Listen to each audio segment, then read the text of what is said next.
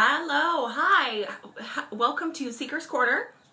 Sorry, I got a little tripped up there, I don't know why. Welcome to Seeker's Corner. I'm really excited for today's show. We are going to be talking about travel magic and magical travel. So, magic that you can do before you travel, while you travel, after you travel, and magical places that you can travel to, and magical things that you can do when you're there. I've also got lots of recommendations for books, and I've got some of my fun stuff that I've brought back from travels or that people have brought back for me to kind of show you some of the stuff that I'm talking about, some of the concepts.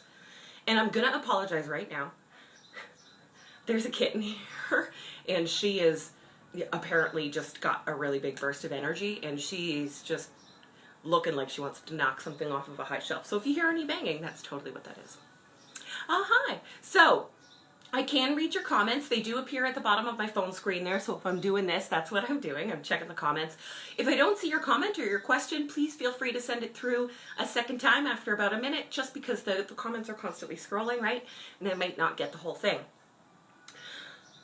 So, I have some questions that I got in advance. That's how we do Seeker's Corner here. People send me in questions about the certain topic, and I've prepared answers so that those of you who sent them in can watch and can get the answers to your questions. But there will be time, I hope, at the at the end of the show so that you can ask questions live here and I can answer them the best that I can. Now, if I don't know the answer to your question, I'm not going to lie to you. I'm just going to say, you know what? I am not sure.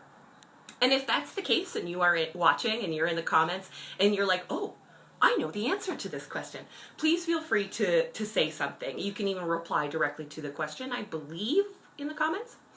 Some people can. It depends on your phone or computer or what have you. But yeah, so you can totally reply if you have the answer and I don't. Likewise, if you live in one of the places that we are talking about today, you can totally jump in and say, oh, that place is no good, or that place closed down, or I have something better, or listen to this really cool thing. That's totally cool. So I like Seeker's Corner to be kind of interactive so that we can actually, have a little bit of fun. So whenever you're here, if everything's working properly, feel free to say something in the comments. Hi. But we've got about 6 or 7 people here, so I am going to get started. So as I said, today we are talking about travel magic, magical travel. I like to say it like that because it makes me laugh. And I posted onto my Facebook page a link to one of my Pinterest boards, my witchy Pinterest board, and it has multiple sections, right?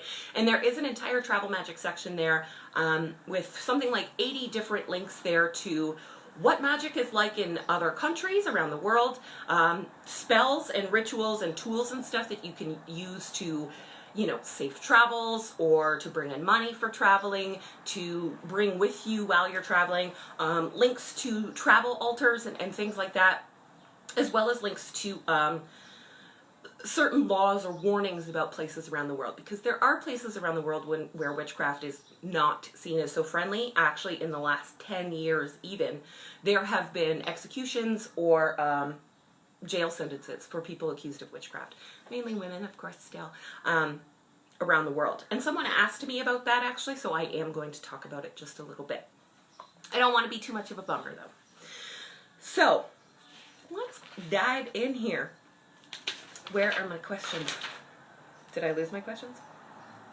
No, I did not. Okay, so the first question I got is kind of personal. It was, what magical places have you visited before? And to this, I have many, many answers. So something about magical travel I always like to tell people is it's not just about going to, it's not about going to a museum or to a historical site or going to a witch shop sometimes. Sometimes you just find yourself in a natural setting or even a city setting where the vibe is incredibly electric and witchy. So I've been lots of, especially very natural places because I like being outdoors, to me that are incredibly witchy. Anytime I'm in the middle of any sort of rainforest or a grove of sacred type trees, or anytime I'm anywhere near an ocean, I totally get that vibe. But when it comes to places that I've traveled specifically for kind of witchy purposes, I think the witchiest place I've been is Salem, Massachusetts. I also went in October, so it was, double witchy and also not realistically witchy. So Salem, Massachusetts is, this is where the North American witch trials were really concentrated in New England, of course, because that's where the Europeans first came and colonized and murdered and things. Yeah! So Salem is where the witch trials were, and a couple decades back, Salem actually started advertising that it's the witch city. You know, it's the witch city. You can come here and you can find out a whole bunch about witches, and you can.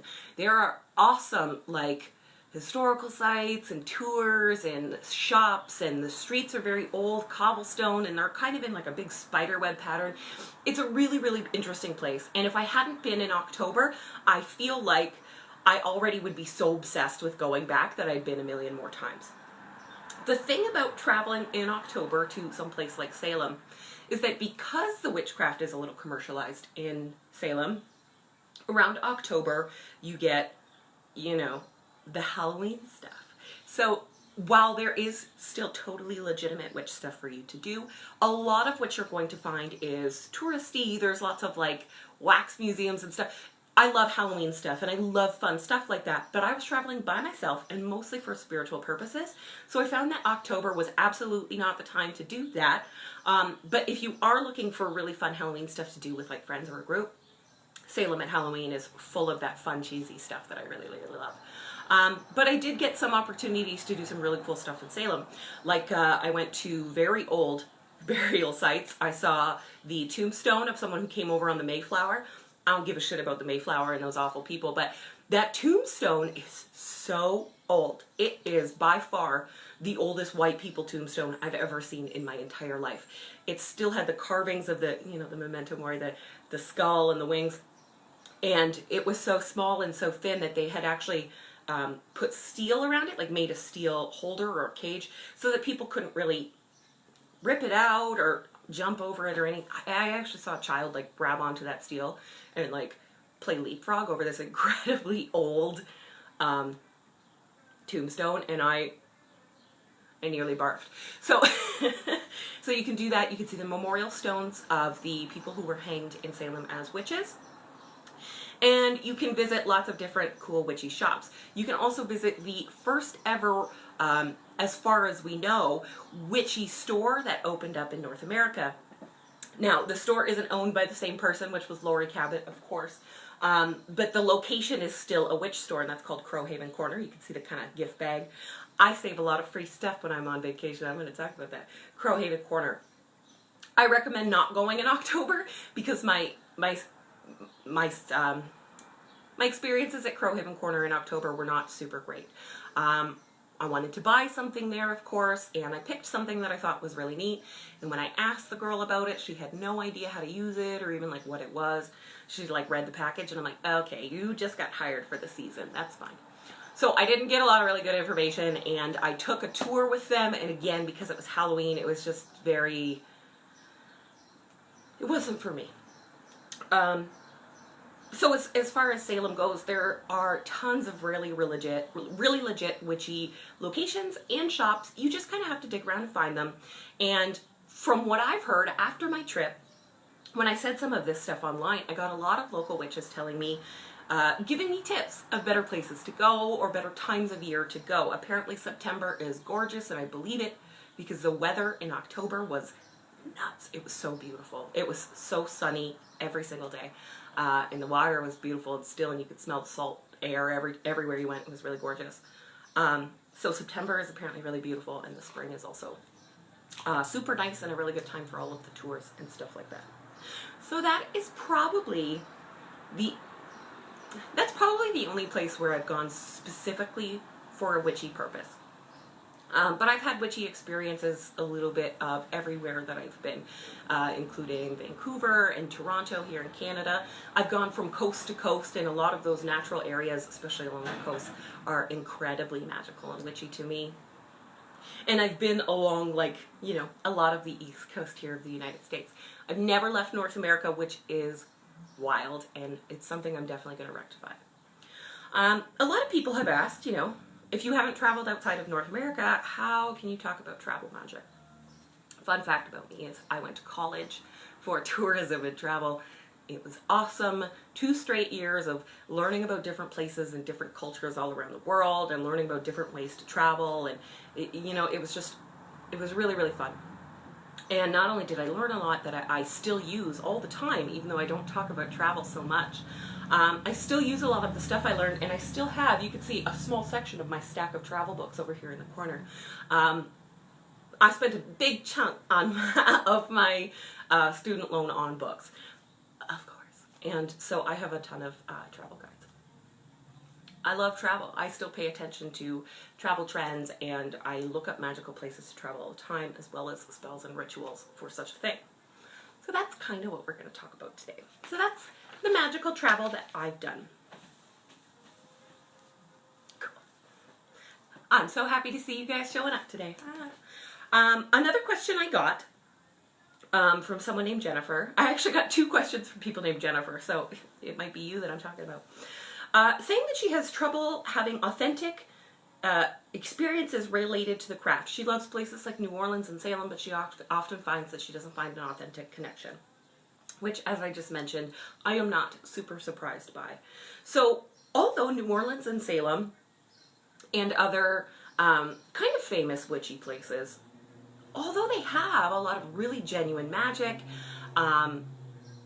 cultural magic that's specific to there, museums and tours and all of these things, a lot of times the people you're going to meet in those places or on those tours, or, sorry, I've got an eyelash, or what have you, they're just tourists. Now, when I went on some tours in Salem, there were lots of goths on those tours, but a lot of those goths were not actually magical practitioners. They were just cool goths that love Halloween, right? Which I respect, but not as many witches as I thought. And so that can be kind of difficult. And the reason for that is just, it's commercialization. It's just the commercialization of magic and witchcraft. Finding genuine craft experiences takes a little bit of research before you go. So, I obviously have the travel books, but I'm just one of those people that likes to do a lot of research before I go. I don't put myself on like a strict itinerary or anything. If there's something specific I want to do, I'll write it all out and plan it for a day. But in general, I do a lot of research. I find out where these kind of spiritual places are, or what kind of spiritual practices are common in that area that I'm going to. And then I'll start looking online on Facebook groups. I'll look up shops and stores. And I'll reach out on, social media, Twitter, Instagram, places like that. And I'll try to connect with the actual, magical communities that operate there. I like to ask locals what's the coolest and most spiritual places to go in the places that they live, because they know. It's not always about the information behind that place. A lot of times it's about the feeling, the vibe, the energy that you can feel when you're there. And so asking the locals is your best bet. Of course, that can always be difficult. And talking to people about witchcraft, face to face can be kind of hard, or even scary, dangerous. So that's why I like to do a little bit of research before I go there. You can usually find some stuff online. Travel books, unless you find a travel book that's specifically about magical stuff, you might have a hard time. But more and more books like that are starting to come out. So last year, I reviewed this book, which I still love, by the way, Magical Destinations of the Northeast by Natalie Zaman. And what this is an entire travel guide to the northeastern United States that lists a whole bunch of different magical things about each of these states, magical places that you can go, sacred sites, just interesting, there's 3 dogs in my neighborhood that they love to bark when they're going for walks, and they go for walks every hour. Ooh, cool. See, and you don't have to be a witch to be curious about witchcraft, which, again, it's going to come up a little bit later. But so, this book has sacred sites, occult oddities, magical monuments, magical natural areas that she's personally visited, and certain state flowers, rocks, things like that that can be used for magical purposes and how. It's also some guides on how to politely practice magic in these areas, and that's really important.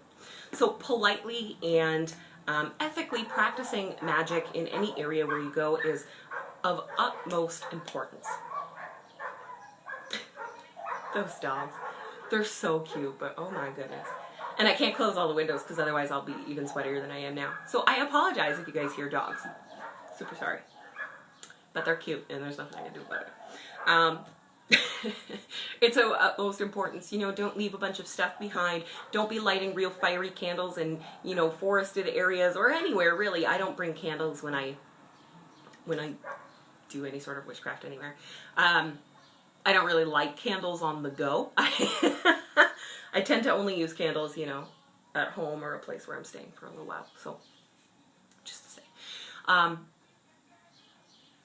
Be very respectful about the things that you're doing there. Be very respectful about what you leave behind. Leave only footprints behind and take only photographs when you leave.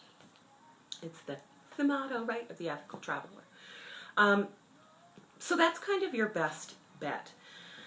It can be hard to find other witches or other very authentic experiences while traveling, especially because that's not usually something that gets advertised, you know. The things you find advertised, the festivals or the particular places, these are the things that are trying to attract people from far around. You're trying to attract everyone, not just witches. So that can be kind of difficult. But what it takes is a little bit of research before you go, and while you're there asking questions, not being afraid to talk to people. And if you go to these more touristy, witchy spots, no matter how touristy it is, you are going to find something real in there. It just really takes some digging. In Salem, I was able to find some shops that I thought were really, really cool. Sold really real witch stuff. I bought myself a bunch of witchy herbs while I was there. I made sure nothing was poisonous or illegal. That's a big one.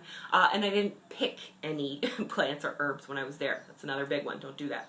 But I also got myself this small broom. Brooms are awesome, and broom symbolism when you're traveling is awesome. It's, you know, it's the witch in flight. Brooms are also really great for cleansing, space cleansing. You can even cleanse, you know, your body.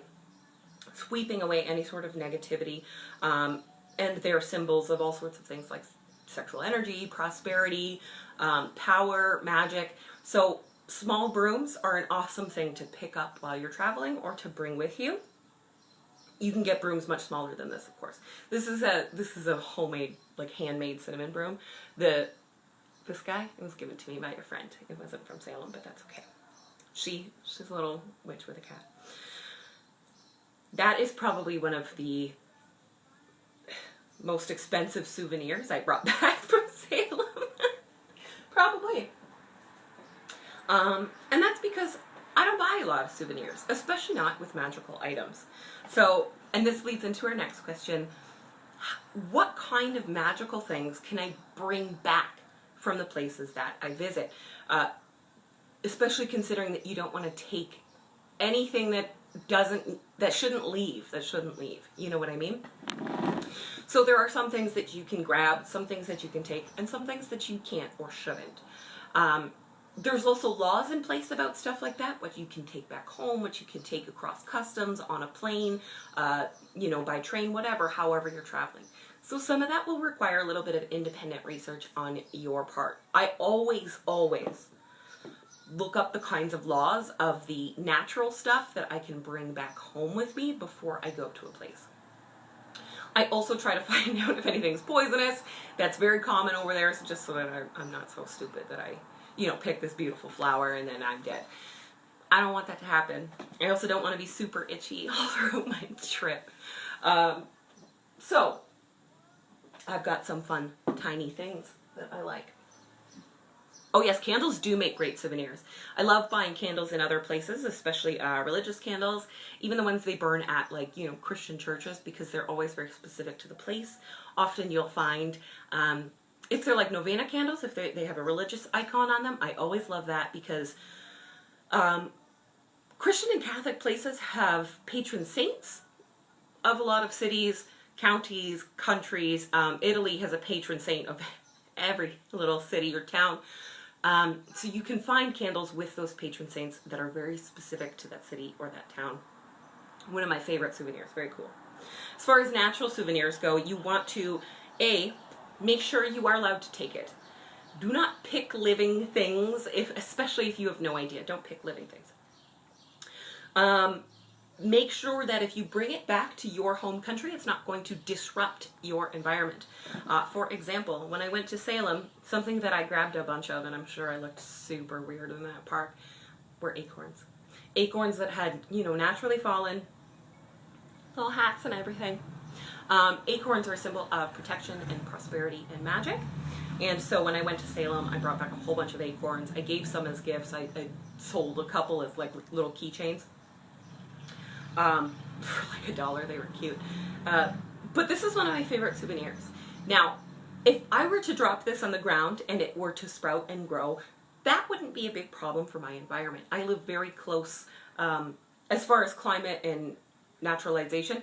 Boston and I don't have very different climates or natural environments. So if I were to drop this acorn, the tree that grows would probably look like just like the trees that grow here. Now, if I had brought this acorn back from an entirely different part of the world, and it wasn't an acorn, it was some other kind of seed or nut, and that sprouted a tree or a plant that was parasitic to my environment or that killed animals or something like that, that would be pretty bad vibes, and I would feel really shitty about it. So if it's something that grows, always make sure that it's not going to grow here and ruin everything. I love to visit watery places. I love the ocean, rivers, lakes, ponds, what have you. I like being near water. I'm kind of afraid of everything that lives in it, and being in the water is scary. But I'm an incredible swimmer, and I love to go to watery places. Like I said, I've never left North America. Not even to any of the cute little islands that are really, really close, like the Bahamas or Bermuda. But when I was in elementary school, so this is a very long time ago, my best friend at the time went to Bermuda with her family, and she brought me back this glass container, that's even her handwriting, of sand from Bermuda. As you can, this was completely full when she brought it back. Since she brought it back for me in, I think it was 5th grade? 5th or 6th. Since she brought it back for me, it has been on my witchy altar, and I've even used the sand in witchy rituals probably a million times. I use tiny pinches. I will put some of this sand into mojo bags when I'm traveling. It just makes me feel safe. It's a protection thing. Anytime I've moved, even if I've moved via like plane and I'm taking very limited things, I will take this with me. It is my it's my protection charm.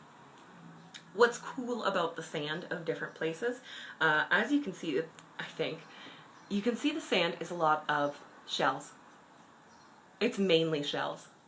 It's white and pink and mainly made up of ground up shells. The sand that you get in places is going to be different everywhere. So this is pink and full of shells. If you go to places like Aruba or Bonaire or Curacao, you have pink sand, right? You have pink sand beaches. If you go someplace with volcanic activity like Hawaii, you can get black sand, a volcanic black sand. All of these sands, although they're all sand, are incredibly different. They're made up of different things. They're made by different bodies of water, and they have different energy and different animals and all sorts of different things. There's also a lot of sand. So bringing back a small little bottle or jar, I like to use, if you get a water bottle or a bottle of juice or anything like that, save the bottle once it's empty, and put sand or something in that. It weighs almost nothing, so it's better than the glass. That's what she did. That's what she told me. That's what she did for sure. She brought back a big old water bottle of it and just emptied some of it into here. Like 20 years ago, isn't that wild? So that sand is really great. It's great for your altar. It's great to use as a representation of either water or earth, or both together. And it also brings the energy of that particular area. It brings the natural energy. A lot of places with sand and the ocean and the water is a very important part of the culture that lives there, because, you know, they rely on it for food, for travel, for all sorts of things. So that sand has very intense energy and very old energy. So I love bringing back sand. There's a lot of it. There's usually no sanctions against that, but always check. And when you come home, there are a million uses for special sand that you got from special places. I'm pretty sure I have some links in that Pinterest section for you guys to check out about magical sand. Another question I got was pretty specific, but I love it. It's about one of my favorite places in the world. So another Jennifer asked me about magical places in California, which is her home state. She wants to travel around the state and check out some magical places. I actually put this question out there and asked some other people that are from California. I know a lot of witches from California, and not just Los Angeles. So, not just Los Angeles, though a lot of them are. So I've got a tiny list of places that I've chosen as places I really want to visit, as well as places that other people have told me are really special. First, they're incredible. Incredible. Oh, a tiny jar of sand from the black sand beaches in Iceland. See, that is so, so cool. It's a shame you can't always bring back magical water, because water from hot springs or something would be really, really cool, and the water is different everywhere. But the sand that you can get from different places around the world is completely different.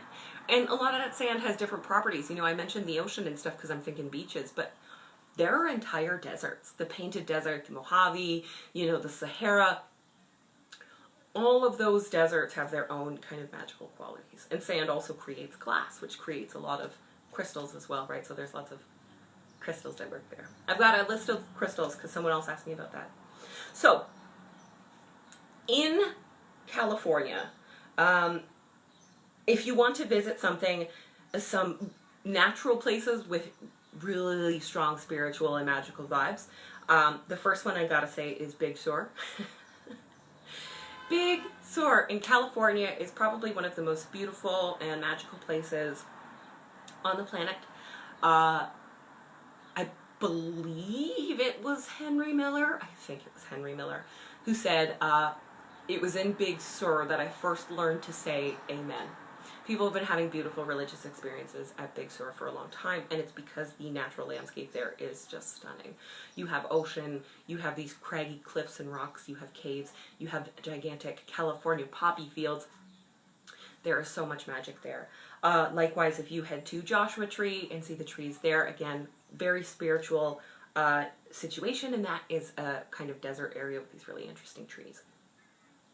Any of the Sequoia National Park, Big Trees Park, Montgomery Woods State Park.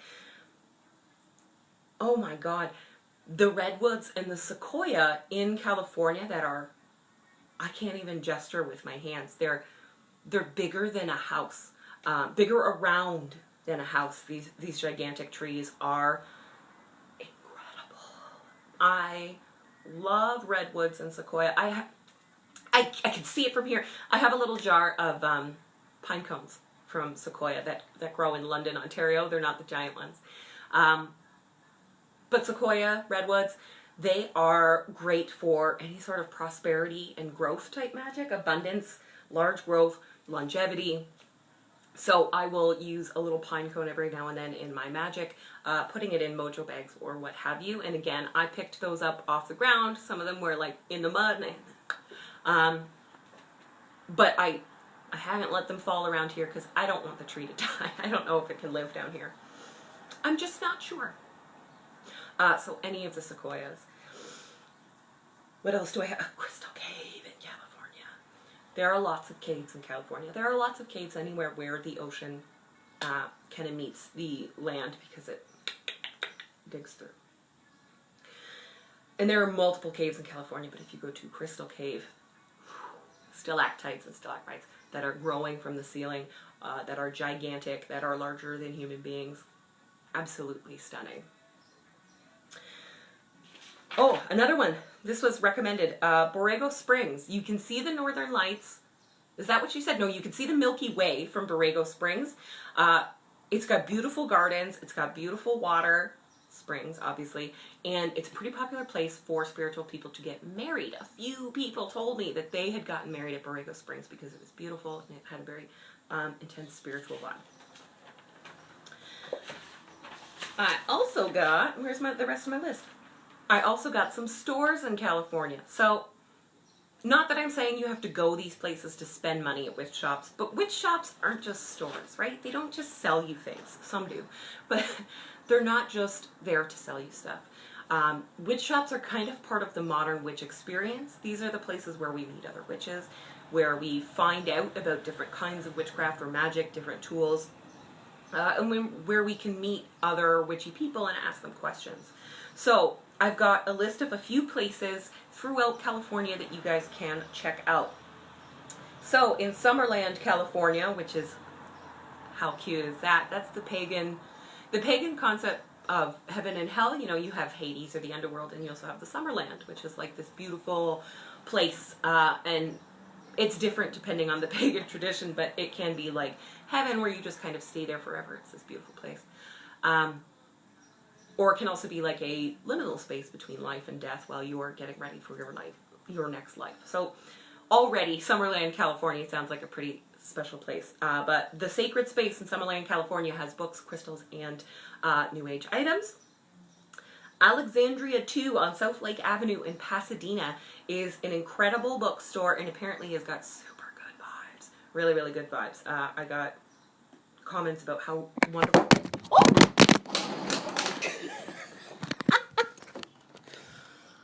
That was embarrassing. Sorry about that, y'all. My phone fell down. I don't have the best stand. I'm still trying to figure it out.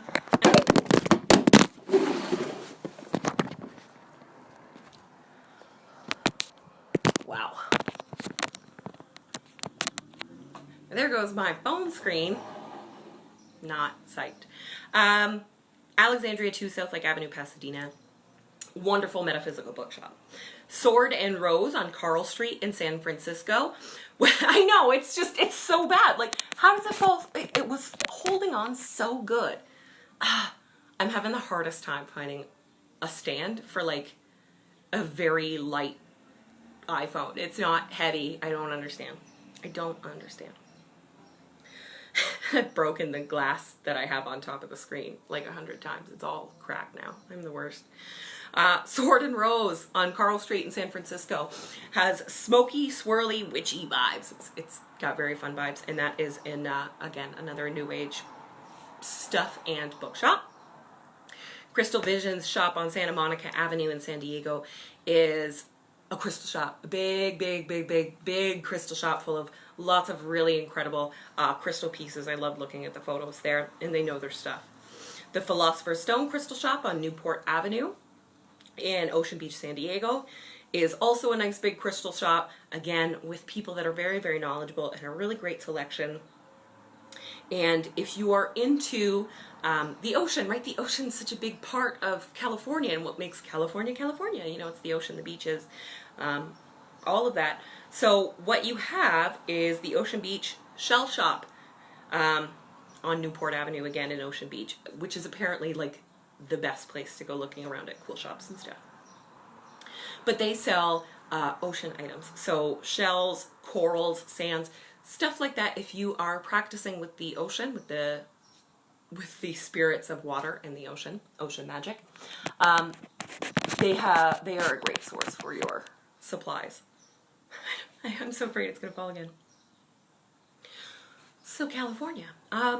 Likewise, Los Angeles is full of witches, y'all. Full of witches, full of witchcraft. There are lots of witches in LA that write about their experiences there that you can find online, on Twitter, on Instagram. LA has been full of witchcraft since at least the 80s and 90s. So, you know, check it out. I did look it up, and unfortunately, the shop from the craft, because everyone's going to ask, I know it, the shop from the craft is not open anymore. Firuza Balk did buy it after they made the craft, and then she, you know, sold her half back to the people who'd been running it, the owners that she had set up there. Yeah, and they operated it until they couldn't anymore. So before I continue, does anybody have any questions about travel magic or about magical places to travel, or would you like me to just keep going? Because I can do that too.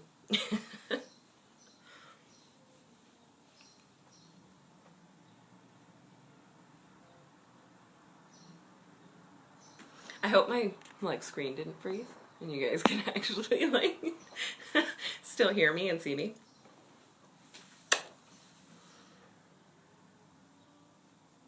It's gonna wait a minute.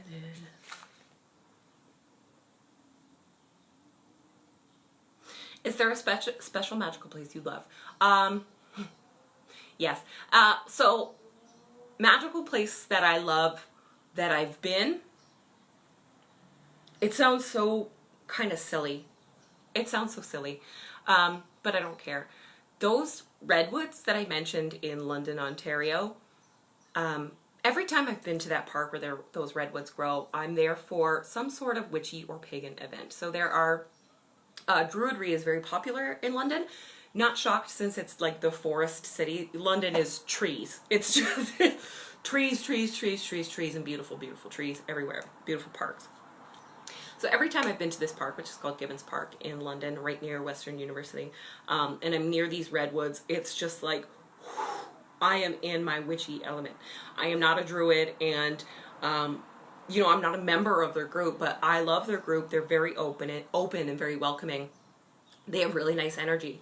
And whenever I'm there and I'm standing in between these redwoods, I just like that kind of meditation where you imagine roots growing out of you into the earth. I've never really connected with that because it sounds just too kind of silly and far-fetched for me to visualize. It's not silly, it's just when I visualize it just seems silly, and my child brain is like, oh, you got a tree growing out your butt, and it's just not cute. I have a hard time. But I've never had that experience with those redwoods. It's as soon as I'm there, I instantly feel like I'm locked in, like I'm rooted. And the first time I ever got a reading there, it blew my mind so bad that I felt like I was going to puke, and I had to sit down and sit on the ground and relax. And those trees, I just felt them like, it's okay, girl. So that's a place that I've been that I love. A magical place that I really love, that I've never been, that is the one I want to go to the most, is Easter Island in the middle of the Pacific Ocean, literally the middle, or Rapa Nui, as it's really called. Easter Island is the island in the Pacific where you would recognize the moai, the giant stone heads. They actually have bodies, they've discovered now, but the giant stone heads on the sides of the hills and on the coast, and those hills are actually, you know, inactive volcanoes. So Easter Island is the place that I want to visit the most. It's mysterious, it's beautiful, it's out in the middle of nowhere. Like, it's called the navel of the world. And you know what, let's grab my globe. So Easter Island, it's actually a part of Chile, but and there are Chilean people there, but there are still Rapa Nui people. Easter Island is this speck right here. So you can see where we are here. We're out in the middle of the Pacific Ocean.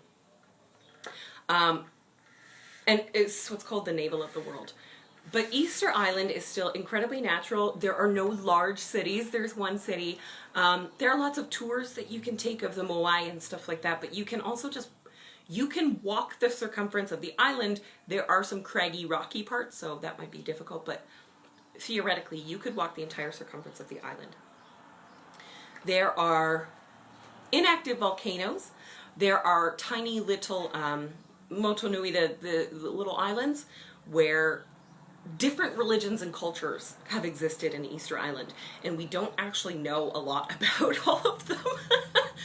We don't know very much about any of them, to be quite honest. And that's kind of what I love about it. It's got a really incredible energy, and whenever I imagine myself standing in front of one of those moai, especially this one in particular that's like the grandfather, I feel like my entire body turns to goo. Like, I just feel like I'm so, like, I'm not even there, and I feel like my chest is just, like, vibrating. It's got a really intense magical energy that I've loved my entire life. I've always loved it, and always really wanted to go. And in case you're wondering, yes, I do have the whole trip planned out. It would only cost me about $4,000 to stay there for a month. I've figured it. But I got stuff to do. I can't necessarily go away for a month, unfortunately. Well, I could, but, whatever. So I'm going to stand up for a little while. I want to show you guys something else. A few people asked me about crystals. Crystals for traveling. And of course, I have a bunch of crystals for traveling here.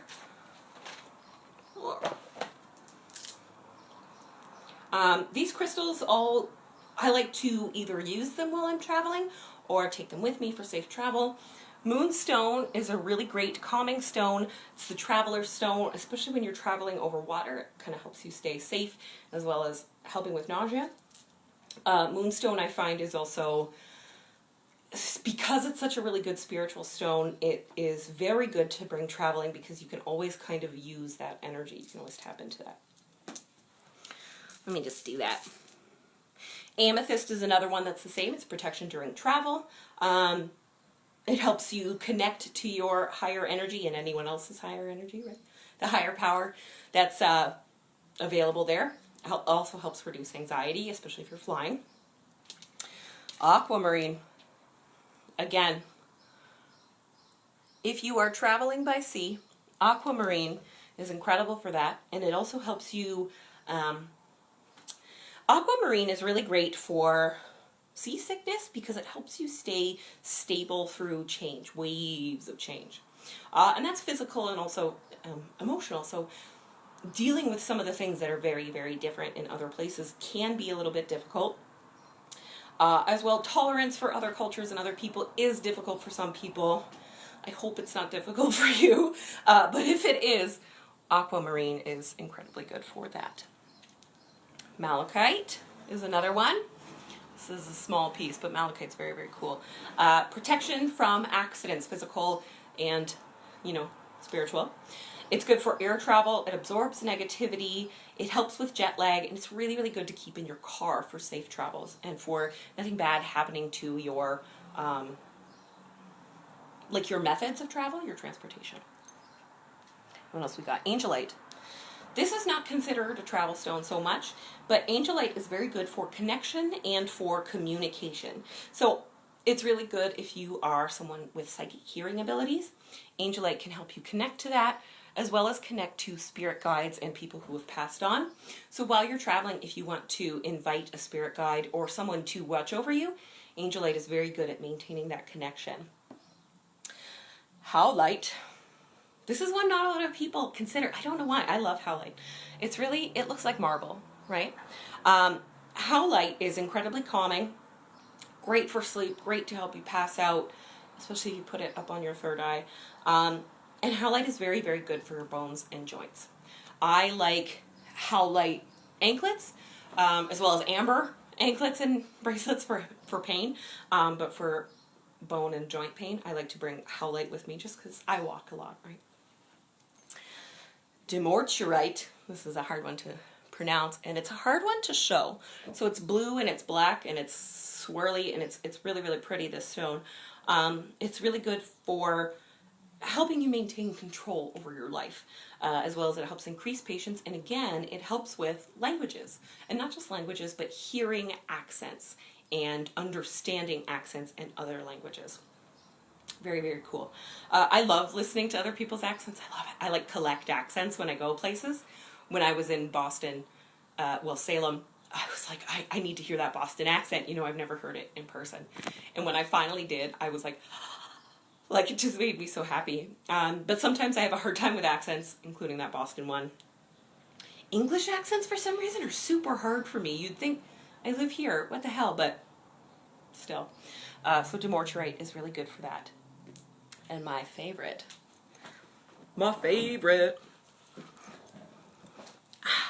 especially for travel, is this. This is lava stone. It's a piece of lava. I love volcanoes. I love volcanoes. I love volcanic energy. I love volcanic deities. I love places where there are volcanoes. The Pacific, the entire Pacific Rim. I know it's not called the Pacific Rim. It's the movie, but the entire Pacific area there is full of seismic and volcanic activity.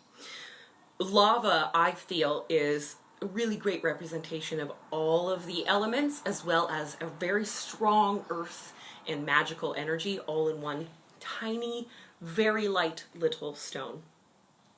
So lava is lava. It's liquid hot magma that erupted or came out of an active volcano. And when it hit the air and the water, it solidified into the lava rock. So it is liquid hot fire that comes from the earth that then solidifies into a crystal via water and air exposure. To me, it is kind of the perfect representation of all the elements, and I love to connect to the elements, and I love to have a connection to all of them wherever I go. The elements exist everywhere on the planet, right? And to me, lava is just a very good representation of that. It's also very protective, very grounding, so if you have trouble, you get all flighty, it can help you be grounding, so I think it helps with flying as well. And lava is porous, so you might have seen lava bracelets and stones where you can apply like essential oils and it can help you smell it all the time because it holds on to the scent.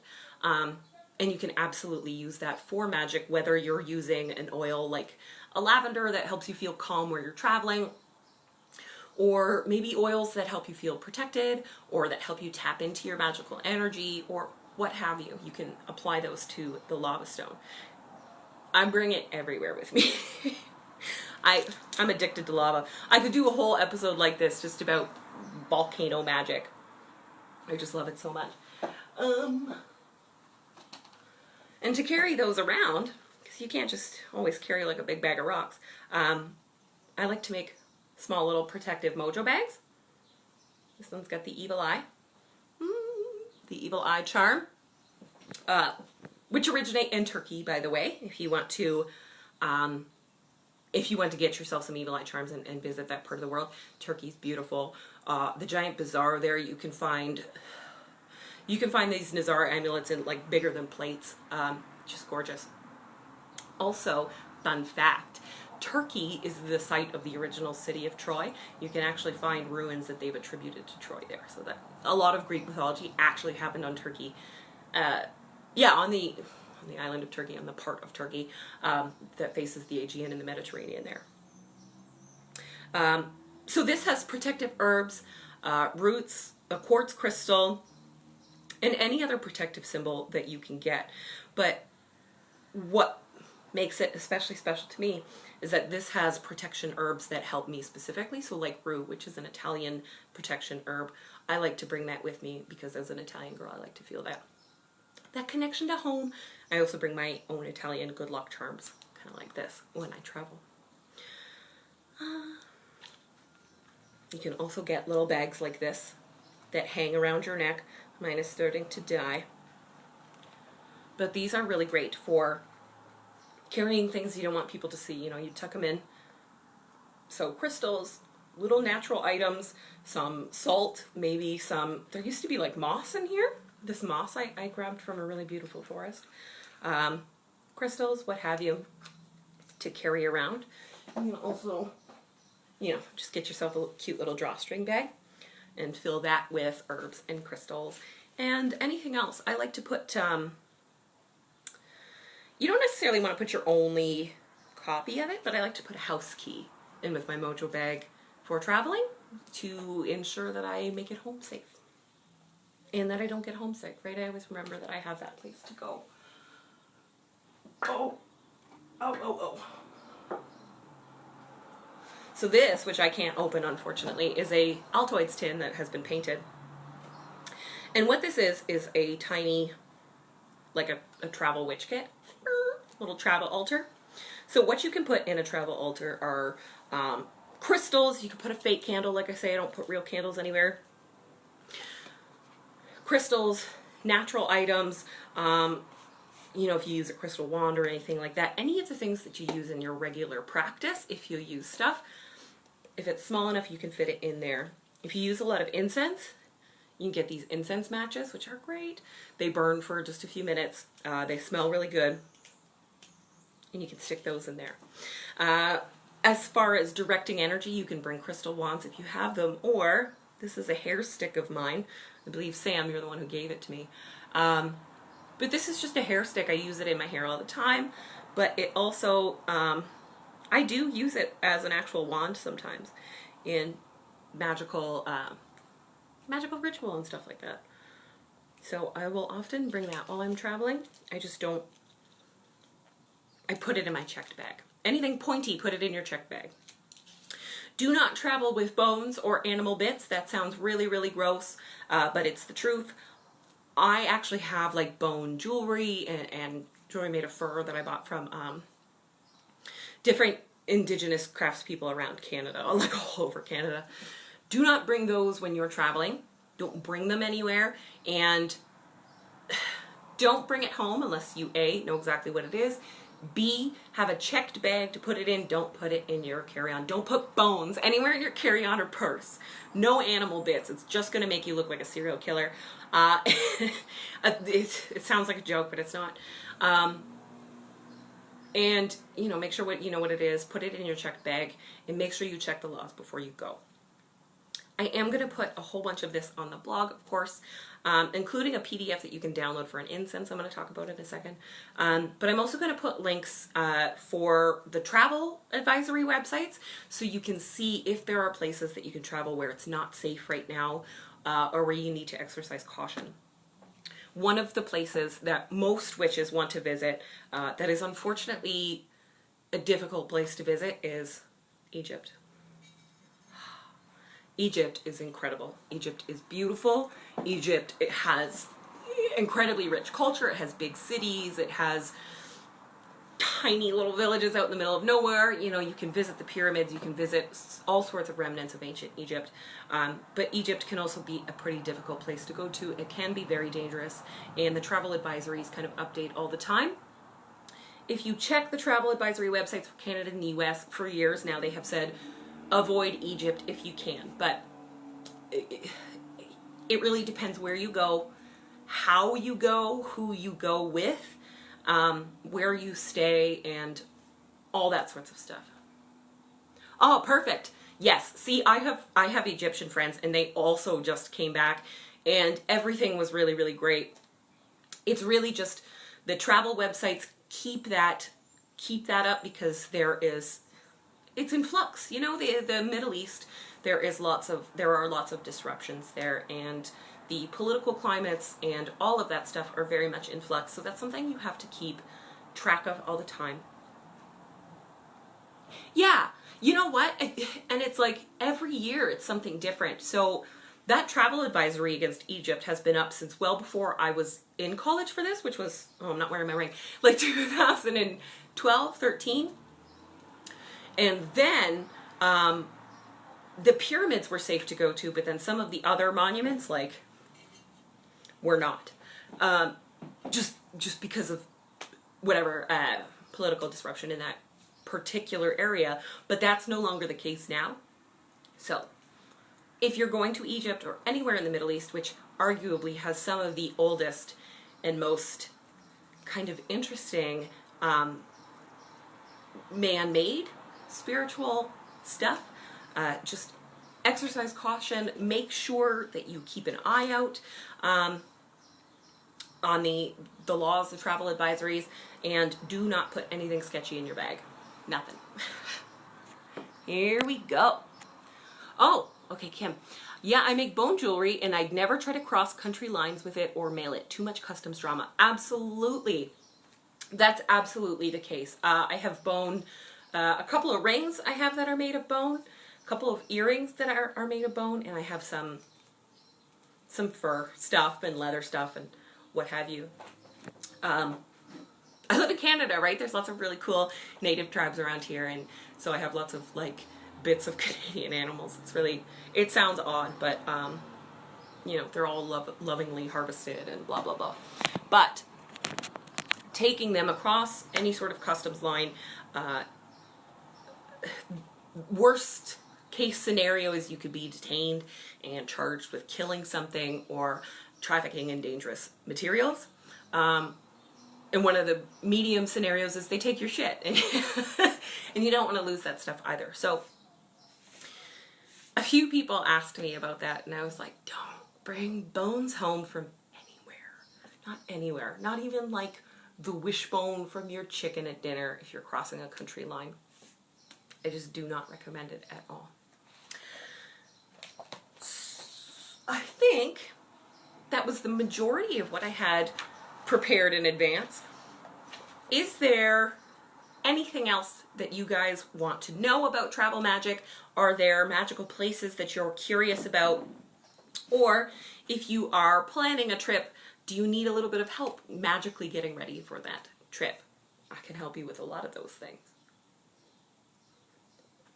And I've already far surpassed my time, I'm sure. So, so I'm still here. And I've got tons of stuff. Tons of stuff here in front of me. And around me. And behind me. Fun.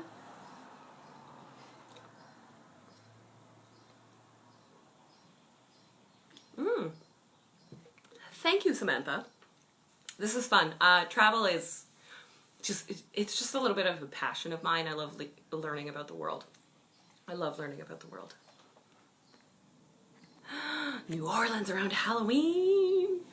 Okay, yes, that can be difficult. I'm set to go to New Orleans around Halloween and I'm excited, but thinking about cultural appropriation issues. Thoughts. I have lots of thoughts. New Orleans is incredible. New Orleans is incredible, and there is so much incredible magical energy and magical stuff to do in New Orleans. The problem with New Orleans is you often have magical traditions that belong to the African diaspora, so things like voodoo and hoodoo.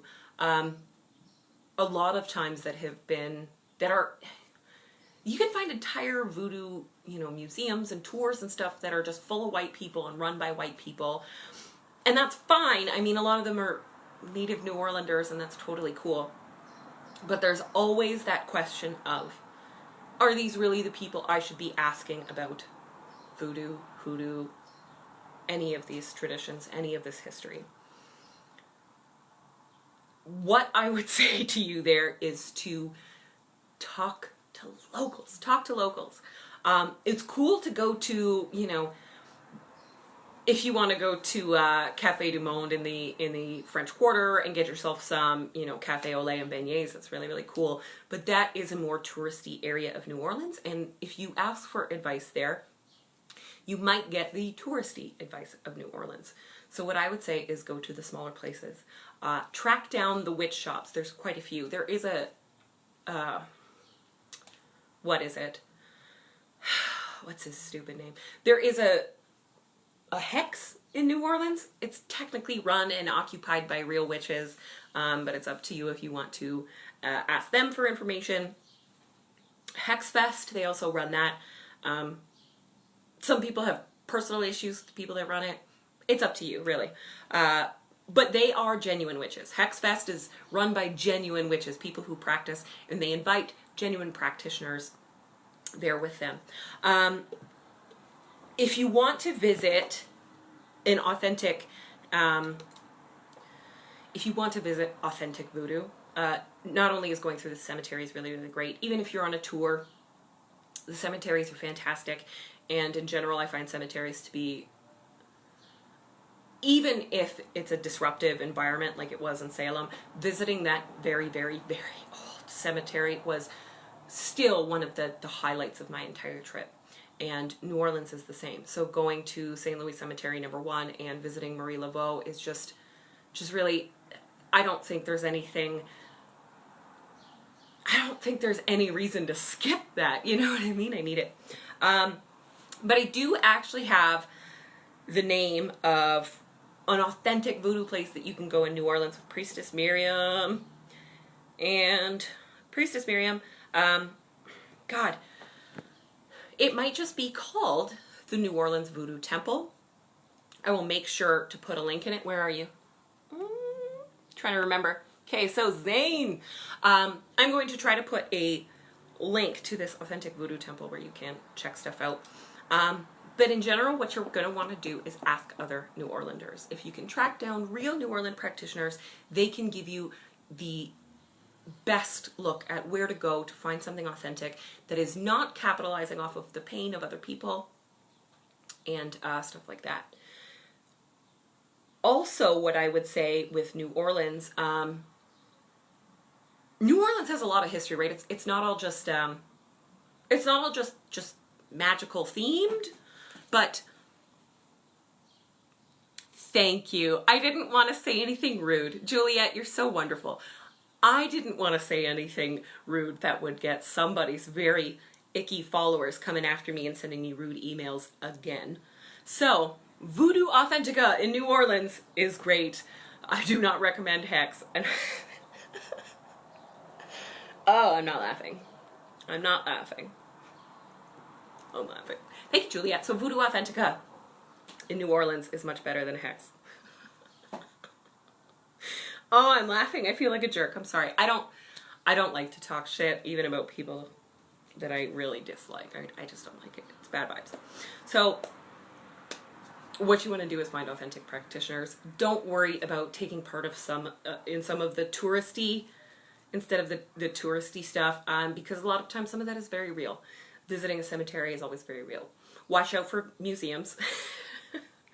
There are a lot. Some of them are not as legit. But something else I think you should do in New Orleans while you're there, a big part of the magic of New Orleans is the people that have always lived there. So New Orleans was one of the first places in what is now the United States that was just full of free people of color. Free people of color as well as enslaved people of color lived in New Orleans side by side for a very, very long time.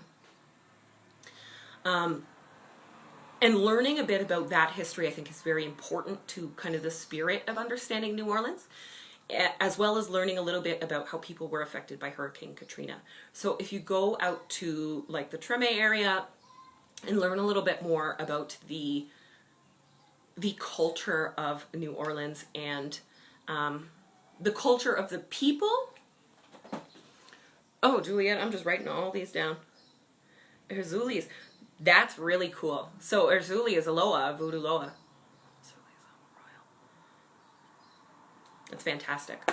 Oh, thank you, Juliet. You're so wonderful. Like I said, I haven't been to New Orleans yet.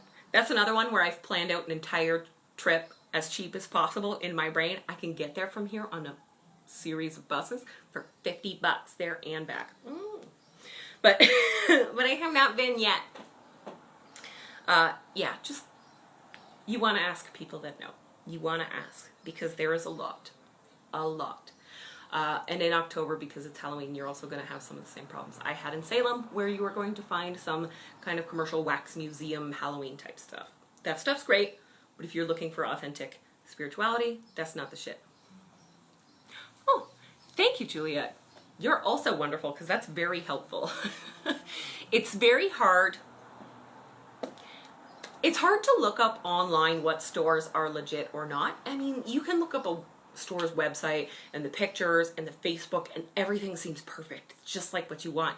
And then you get there and the vibe is greasy or gross, or you can tell that money is really their only motivation there and not anything else. Money's okay, everyone needs it, but sometimes you can kind of feel that. It's like a slimy vibe. And you don't get that through the website. So going there and checking it out or asking the people that know is really the only way to find the stuff that is very, very authentic. I always recommend connecting with genuine locals anywhere you go, if possible. Some places it's not totally safe if you're by yourself especially, but if possible, always ask the locals.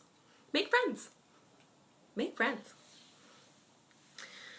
But yeah, I think taking part in some of the other parts of New Orleans that are not necessarily voodoo specific, but are part of the overall culture of New Orleans and made it part of what it is today is a very important part of visiting that area.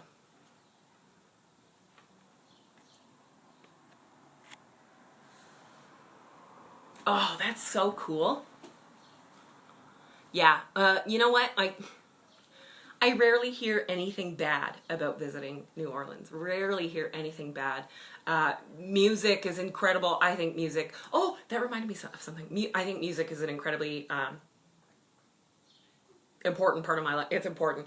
I think music's incredible, and I like to partake in music everywhere I go. I also, if I'm buying souvenirs, I like to buy musical instruments in other places, especially like small hand instruments, rattles, bells, small drums if you can fit them in your luggage, small string instruments, anything like that. I love to buy or find, collect musical instruments from other cultures and countries and places that I visit or places that my friends have visited, because that definitely brings in an energy. And music is great for cleansing and creating sacred space. So I forgot to mention it earlier, but music. New Orleans is the best. New Orleans has some of the best music in the history of the world as far as I'm concerned. The jazz, the zydeco, all of it, I'm down. Oh, very cool. There's lots of readers and artists of color in Jackson Square. That's cool because that is still like a main tourist area where tourists go through, but you can find real readers and artists. Very nice. I'm just going to write all that down. Put it in my notes, right? I have notes about all the places that I want to visit and like the cool stuff that I want to see when I'm there. And there's like a whole little magic section for everything. For everywhere. Everywhere has magic. New York is full of wacky magic. Full of it. It's a bizarre place to go. And it's beautiful. It's beautiful. New York State and New York City and even just Manhattan is full of really magical stuff. One of my favorite places I've ever been. Mostly because I went by myself. It was my first solo trip. Traveling alone is the way to go. Are there any other questions or comments or advice about magical places that you guys have been? So if you've been somewhere magical and you've got really, really great advice, feel free to throw it at me. Throw it at me. I'm more than willing to spread the joy.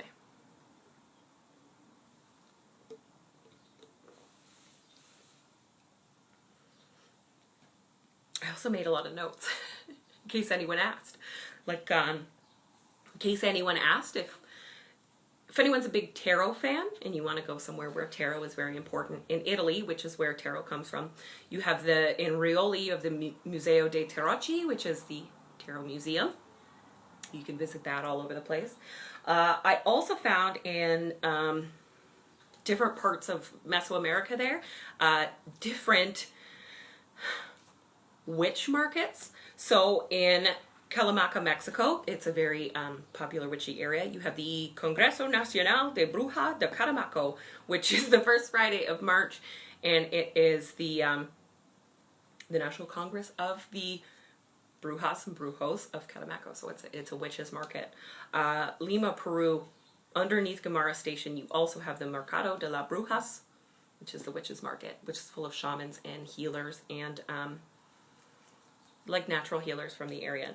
Peru has a very strong history of shamans that, from that area. And what do we have in Bolivia? La Paz, Bolivia, El Mercado de las Brujas, which is, again, it's a market. And there what you have are still witch doctors that provide a whole bunch of spiritual services, including telling your fortune with scattered coca leaves. And coca, for sure, is the plant that cocaine comes from. Coca is a big plant all throughout South America, and when it's not refined into cocaine, they use it a lot. It's used for health, for healing, for easing pain, all sorts of stuff like that. Oh, I got a little bit. I got to just. Oh.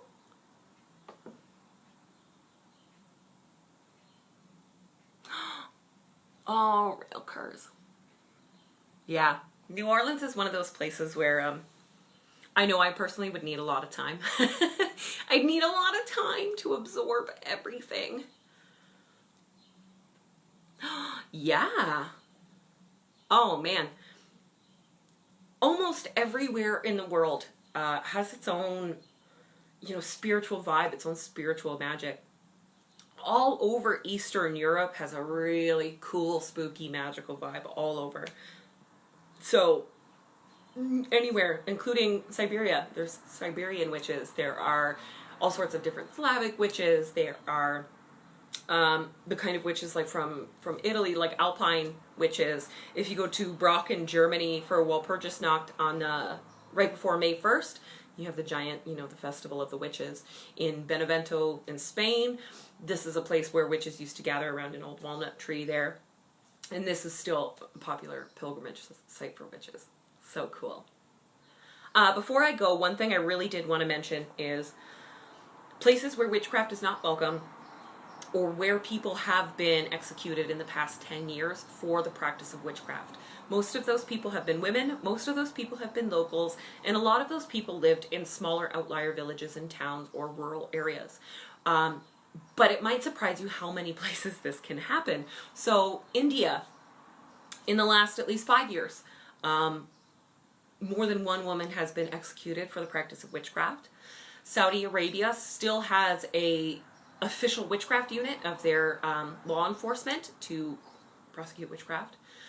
Lots of different countries all throughout Africa can be difficult. Tanzania has a lot of really fun witchy energy. There's lots of magic in Tanzania, but it can also be dangerous. South Africa just repealed its Witchcraft Act just a few years ago. I believe it was 2016 that they got rid of that. Canada just repealed ours the same year, so it's not like I'm saying they're backwards or anything, because they're not.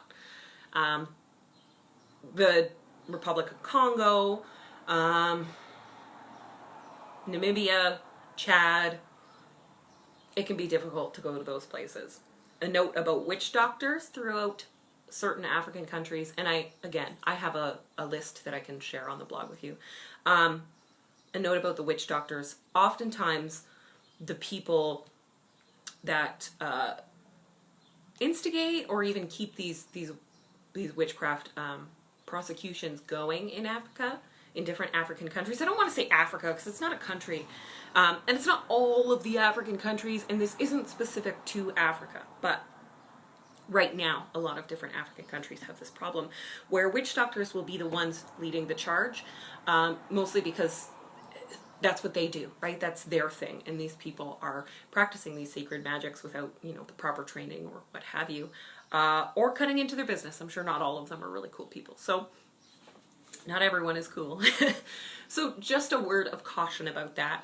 There are still lots of places around the globe, places that people visit all the time, like India, or like South Africa, like Saudi. I don't know how many people go to Saudi Arabia. I'm sure lots of people from the Middle East go to Saudi Arabia all the time. Just a word of caution. Don't be wearing your pentacles, and don't be doing witchy stuff out in public, and don't ask questions about witchcraft specifically. You can ask about religion or spirituality. Be cautious about how you ask about things, and learn a little bit about the customs and the laws of spirituality and religion in the places that you visit. That's really all you can do to prepare yourself.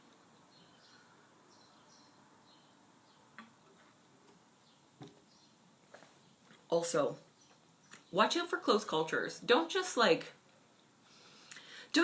go to Tibet and walk up into, the fucking temple there. Don't do that. Don't just walk up in there. Make sure you know where you're going. Make sure you follow customs, so dressing modestly, making sure you're wearing the proper footwear. A lot of places make you take your shoes off, so make sure your feet are clean and not gross. It's a big one. Don't have your tits out in a lot of places you go. That sucks, but still.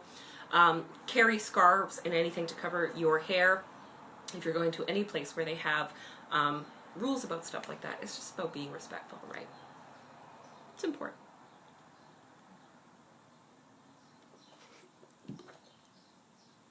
It's 1:15. I've been talking for an hour and 15 minutes, and this is supposed to be a half-hour show. So, sorry, friends.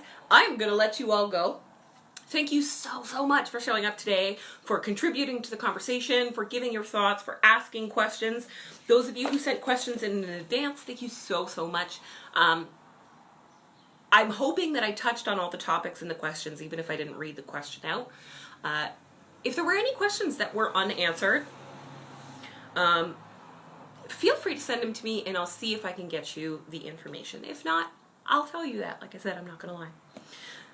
So thank you so much for coming, and I hope you all have a really wonderful weekend. Next week I have a new episode of the podcast coming out. It's a little bit related, except all the places I'm going to talk about next week are imaginary. I'm going to be talking about imaginary places and some crystals that coincide with imaginary, mythical, spiritual type places and how to use them. And I'm also going to talk about visualization and imagination in magic, so that'll be really fun too. So I hope you guys can all check it out next week. Thank you so much for coming, and have a wonderful weekend. Bye, guys.